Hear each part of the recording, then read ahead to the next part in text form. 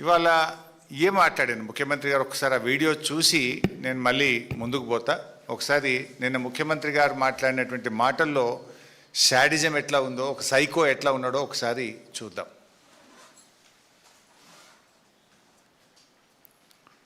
దాంట్లో దిగమను, దూకమను, రాయి కట్టుకొని దూకమను, శని పోతుంది. ఎందుకంటే ఇట్లాంటి పాపాలు చేసి ఇంకా చేటలు ఎక్కువైనాయి. వీళ్ళిద్దరికి బెల్ట్ ట్రీట్మెంట్ ఇస్తే కానీ దారిలో పడరు. వాళ్ళిద్దరికి బెల్ట్ ట్రీట్మెంట్ అవసరం ఉన్నది. ఏమున్నది, వీళ్ళని కోసి రక్తం జల్లితే పంటల మీద అదే పండుతుంది. ఎందుకంటే వీళ్ళ బలుపు కొవ్వు చూసింది కదా. రైతుల పంట పొలాల్లో నీళ్లు బారించండి ముఖ్యమంత్రి గారు అంటే మా రక్తాన్ని బారిస్తా అని రేవంత్ రెడ్డి గారు మాట్లాడుతూ ఉన్నారు.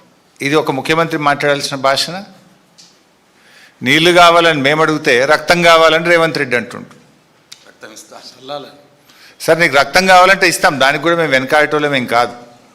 కానీ మాకు నువ్వు నీళ్ళు ఇవ్వడానికి, ఒకవేళ మా రక్తమే నీకు నీళ్ళు ఇవ్వడానికి అడ్డమైతే ఆ రక్తం ఇవ్వడానికి కూడా మేము సిద్ధంగా ఉన్నాం. ఇప్పుడు రాజకీయాల్లో విమర్శలు సహజం.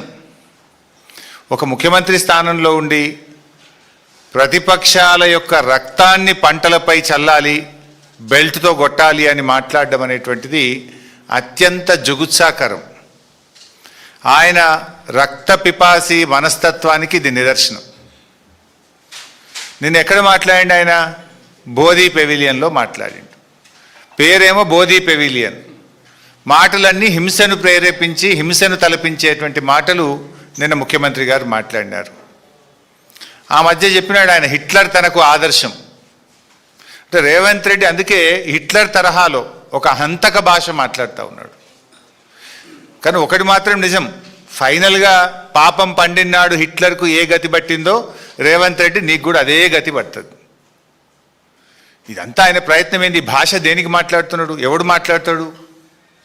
ఫ్రస్ట్రేషన్లో ఉన్నటువంటి వాడు, విషయం లేనటువంటి వాడు, సమాధానం చెప్పలేనటువంటి వాడు. సమాధానం ఉంటే, విషయం ఉంటే, పరిజ్ఞానం ఉంటే, సత్తా ఉంటే విషయం మీద మాట్లాడతాడు. ఫ్రస్ట్రేషన్ కనబడుతూ ఉంది నీ లోపల. నువ్వు జారుడు బండ మీద జారిపోతా ఉన్నావు, నీకు ఓటమి తప్పదు అనేటువంటి ఒక ఫ్రస్ట్రేషన్లో ఊగిపోతూ ఉన్నావు, బూతు భాష మాట్లాడుతూ ఉన్నావు. నిజంగా నీకు విషయం ఉంటే విషయంతో ఒప్పిస్తావు, మెప్పిస్తావు. విషయం లేదు కనుకనే బూతులను అందుకుంటున్నావు అనేది ఇవాళ రాష్ట్ర ప్రజలందరూ కూడా అర్థం చేసుకుంటా ఉన్నారు. ముఖ్యంగా ఇప్పుడు మీరు ఆ భాష చూసినారు, ఇంకా చాలా ఉన్నాయి. అసలు పిల్లలు చూస్తే, టీవీలు చూస్తే పిల్లలు ఖరాబ్ అయిపోతారు. ఈ భాష చూసిన తర్వాత, ఆయన నిన్న మాట్లాడినటువంటి మాటలు విన్న తర్వాత, షాబాద్లో 3 పసిపిల్లల్ని 3 పెద్దవాళ్లను 6గురిని గొంతు కోసి కిరాతకంగా హత్య చేసినటువంటి ఆ రాజ్ కుమార్కు ఈ రేవంత్ రెడ్డికి మధ్య నాకు పెద్ద తేడా కనబడతలేదు.